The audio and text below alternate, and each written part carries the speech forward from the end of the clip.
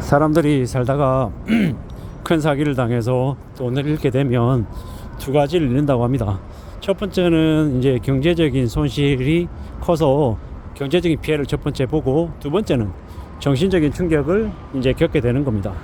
뭐 돈은 예를 들어 3억이다, 5억이다, 10억이다 사기를 당하면 이제 당장 이제 직접적으로 다가오는 이제 피해죠. 내가 3억을 어떻게 모았는데, 내가 10억을 어떻게 모았는데 그 돈이 다 날아갔다고 생각하면 그게 되게 견디기가 어렵죠. 내가 피땀 흘리고 정말 아끼고 안 쓰고 해서 이제 모은 돈인데 그게 한 방에 날아갔다라고 생각하면 그걸 견디기가 매우 어렵습니다. 근데 이제 그보다 더 힘든 건 이제 그 사람에 대한 이제 배신감, 사람으로부터 받은 상처, 이런 것들이 더 오래 간다고 하죠. 보통의 경우에 이 상대방을 되게 믿었기 때문에, 신뢰했기 때문에 투자를 하기도 하고 돈을 빌려주기도 하고 여러 가지의 거래를 하게 되죠. 근데 이제 그 신뢰가 깨어지고 이제 나한테 베풀었던 호의, 내가 신경 써줬던 그런 것들이 다 가짜임이 드러나게 되면 이제 거기에서 오는 현타, 이제 정신적인 충격, 이런 것들이 적지 않죠. 그래서 뭐 보이스피싱 같은 거 사기 당해서 예를 들어 1,000만원, 2,000만원, 5,000만원, 1억 날려 먹으면 이 사기 당했다라는 그 사실도 사실이지만, 금전적인 피해도 분명히 크지만, 그 이후에 계속 잊을만 하면 생각나는 그 정신적인 충격, 쇼크가 이루 말할 수 없다고 하죠. 저도 창피하고 부끄러운 얘기지만 과거에 큰 사기를 당했던 기억이 있는 거고, 그 기억 때문에 되게 좀 지나온 시간들이 좀 많이 힘들었었습니다. 어떻게 보면 저의 직장 캐리어도 이제 지난 한 5년 반 전쯤에 이제 그 사기를 크게 이제 두드려 맞고, 이제 지금 다니고 있는 회사에 우연찮게 이제 합류해서 그 이후에 그 일이 정리가 되지 않아서 사기 당했던 그 일이 이제 꽤 오랫동안 저를 괴롭혔던 거죠. 그러다 보니까 이 자존심도 많이 무너지고 자괴감도 많이 낮아지고 여러 가지들이 저를 좀 많이 힘들게 했던 것 같습니다. 그때 이제 제가 제 아내하고 약속했던 건 그 사기 관련한 사건들이 끝나기 전까지는 최소한 회사는 그만두지 않겠다, 회사를 옮기지도 않겠다라고 약속을 했거든요. 그리고 이제 그 2019년 4월에 벌어졌던 그 사기건이 마무리가 됐던 게 2024년 5월달에 이제 거의 마무리가 됐었거든요. 근데 참 희한하게도 그게 마무리가 되고 난 이후에 제가 대상포진 걸려서 오른쪽 그 눈 주변에 되게 이제 수포가 많이 올라오고 되게 좀 많이 힘들었죠. 그리고 이제 그 대상포진이 좀 나아질 즈음에서 이제 회사가 뻥 하고 터져가지고 지금 이제 이 지경까지 오게 된 겁니다. 어떻게 보면 제가 피할 수 있는 게 있었을까, 이제 스스로 이렇게 생각해 보다 보면 쉽지 않았을 것 같고,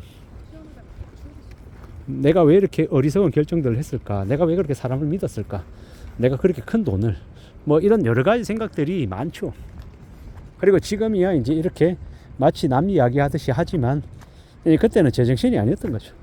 그러면서 이제 저도 이제 제 이제 일하는 경력 관련해서 이 지난 한 5년가량, 만 5년에서 한 5년 반 가량 이 시간이 좀 많이 흐트러졌던 것 같습니다. 참 부끄럽기도 하고 창피하기도 하고 많은 생각들이 좀 드는 요즘이죠. 근데 이제 저는 몰랐습니다. 저는 이제 지나왔기 때문에 좀 괜찮아졌고 나아졌다라고 생각했는데, 제 안의 한켠에는 그로 인한 정신적인 충격이 적지 않았던 거더라고요. 경제적인 손실도 손실이지만 그보다 더 큰 정신적인 쇼크가 저를 계속 이렇게 괴롭혔던 것 같습니다. 그래서 이제 말씀드릴 수 있는 것 같습니다. 사기당하는 일을 겪지 않기 위해서 정말 내가 조심해야 된다라는 거. 그리고 만약에 조금이라도 이상한 사람이 접근하면 그냥 손절하고 죄송합니다 그러고 아예 그냥 도망가야 되는 거죠. 이상한 놈하고 또라이 같은 놈하고, 혹은 이 나에게 갑질하고 꼬장 부리는 사람보다 더 무서운 사람은 나에게 이유 없이 시제를 베풀고 되게 잘해주는 사람이죠. 밝은 표정으로 인사하고 되게 나를 배려해주고 위해주는 사람이 당장 앞에서는 좋은 사람인 것 같은데, 사고 칠 때는, 뒤통 칠 때는 그런 사람들이 제일 무섭더라는 겁니다. 철저히 악의적이고 이용하겠다라고 하는 상대방을 사람으로 보지 않고 도구로 생각하고 자신이 돈 버는 수단이라고 생각하면 더 무자비한 짓을 벌리더라고요. 그래서 더욱 당하지 않기 위해서 조심해야 될 것 같고, 또 이런 게 있더라고요. 내가 아무리 조심하고 발버둥 치고 해도 사기꾼이 와서 나를 수술하겠다라고 작정하면 그거 피할 수 없는 거더라고요. 그래서 드리고 싶은 얘기는, 내가 사기 당했다, 되게 힘든 일을 겪고 있다, 그럴 때 자기 자신이 내가 왜 그랬을까 하고 스스로 자책하거나 내 잘못이라고 너무 생각 안 하셔도 쓰면 좋겠다라는 겁니다. 이미 일이 벌어졌고, 이미 그 일을 이렇게 수습할 각오나 대응할 것들을 이렇게 마음 먹으셨다라고 하면 긴 시간을 싸우셔야 된다라는 거죠. 대한민국 법이 이 피해자들을 위해서 조사해주고 파악해주고 알아봐주는 건 정말 어렵다. 피해자가 스스로 사실을 다 밝혀야 되고, 거의 수사관 처리가 할 정도로 자료 수집해가지고 계속 제안하고 제시하고 이의제기하고 해야 이게 풀려나가더라는 겁니다. 특히나 지금 같은 시국에는 뭐 검경 그 관련해서 이제 좀 많이 변했잖아요. 그런 것들 때문에 더욱 경찰들의 수사할 수 있는 시간도 부족하고, 검사는 검사대로 또 어려움이 있고, 여러 가지들이 예전에 비해서 좀 많이 지연되고 좀 많이 더 힘들어진 상황이더라고요. 그런 것들을 다 감안하고 좀 지내는 게 필요하겠다라는 겁니다. 그리고 대한민국이라고 하는 곳에서는 사기당하지 않고 그냥 평범하게 무난하게 보통의 삶을 산다고 하면 그 사람이 중간 이상의 삶을 사는 이제 사람이 되더라고요. 크든 작든 사기를 다 당하면서 살아가는 게 대한민국 사회더라는 겁니다. 오죽하면 사기꾼 공화국이라고 이야기할 정도냐고요. 판사도 사기당하고, 검사도 사기당하고, 경찰관도 사기당하고, 뭐 보이즈 피싱 뭐 총책 잡으러 다니는 검사도 사기당하는 게 대한민국이니까 말 다 한 거죠. 이렇듯 우리가 살아가면서 사기당하는 경우가 너무 많더라. 그리고 내 의도와 상관없이 어떻게 하다 보니까 사기를 당했다, 몇 억을 날려먹었다, 그러면 정말 쉽진 않지만 하루빨리 그걸 내 돈이 아니다라고 생각하고 다시 지금 이후에 살아갈 길을 모색하는 게 좋겠습니다. 저처럼 어리석게 그걸 너무 내 정신적인 이 쇼크로 지고 있으면 늘른다는 거죠. 그냥 얼굴이 그냥 삭는 게 아니라 그냥 뼈까지 다 삭을 정도로 되게 스스로 이제 고통 속에 산다는 거죠. 가해자들은 발 뻗고 자고 피해자들은 고통 속에 산다는 얘기가 빈말이 아닌 것 같더라고요. 그러니 좀 냉정하게 이 힘든 현실을 잘 좀 대비 대응하고, 조금이라도 그냥 일반적으로 생각하는 수익률 이상은 아예 기대 안 하는 게 좋다.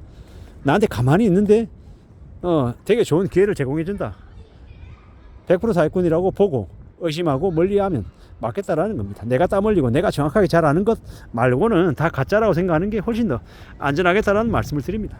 사기당하지 않아야 된다는 이야기는 저도 이제 제 친구들하고 되게 얘기 많이 하는데, 친구들도 그런 얘기를 저한테 많이 합니다.